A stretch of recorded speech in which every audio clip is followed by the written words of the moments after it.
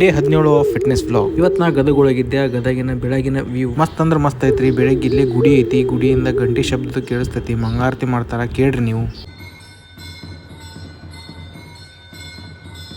ಇದು ಗದಗಿನೊಳಗಿರುವಂತಹ ಲಕ್ಷ್ಮೀನಾರಾಯಣ ದೇವಸ್ಥಾನ. ನಿನ್ನೆ ಬ್ಲಾಗ್ ಅಪ್ಲೋಡ್ ಮಾಡಕ್ ಆಗಲಿಲ್ಲ, ಅದಕ್ಕೆ ಸಾರಿ.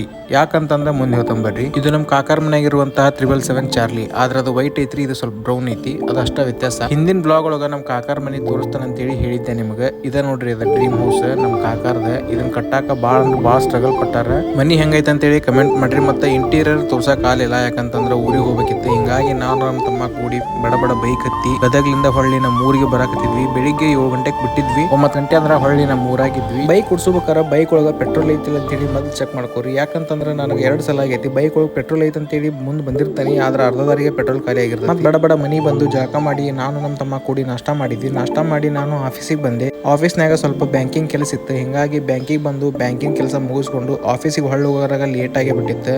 ಆಫೀಸಿಂದ ಮತ್ತೆ ಮನೆಗೆ ಬರೋರಕ ಅದಕ್ಕೇನ ಲೇಟ್ ಆಗಿತ್ತು. ಹಿಂಗಾಗಿ ಇವತ್ತು ಜಿಮ್ಮಿಗೂ ಹೋಗಲಿಲ್ಲ, ಬ್ಲಾಗ್ನ ಎಡಿಟ್ ಮಾಡೋಕ್ಕಾಗಲಿಲ್ಲ, ಬ್ಲಾಗ್ ಅಪ್ಲೋಡ್ ಮಾಡೋಕ್ಕಾಗಲಿಲ್ಲ. ಹಿಂಗಾಗಿ ಅದಕ್ಕೆ ಸಾರಿ. ಇನ್ಮ್ಯಾಗ ಡೈಲಿ ಬ್ಲಾಗ್ ಅಪ್ಲೋಡ್ ಮಾಡ್ತೀನಿ, ಮಿಸ್ ಮಾಡಂಗಿಲ್ಲ. ನಾವು ಯಾವುದೇ ಒಂದು ವಿಷಯದಲ್ಲಿ ಸಕ್ಸಸ್ ಕಾಣ್ಬೇಕಂದ್ರೆ ಕನ್ಸಿಸ್ಟೆನ್ಸಿ ಅನ್ನೋದು ಬಹಳ ಮುಖ್ಯವಾಗತ್ರಿ. ಇದು ನನ್ನ ಪ್ರಕಾರ. ಇವತ್ತಿಗೆ ಇಷ್ಟು ಸಾಕ್ರಿ. ಮತ್ತೆ ನಾಳಿನ ಬ್ಲಾಗ್ನಾಗ ಸಿಗೋಣ. ಅಲ್ಲಿವರೆಗೂ ಟೇಕ್ ಕೇರ್, ಬಾಯ್ ಬಾಯ್, ನಮಸ್ಕಾರ, ಗುಡ್ ನೈಟ್, ಶುಭರಾತ್ರಿ.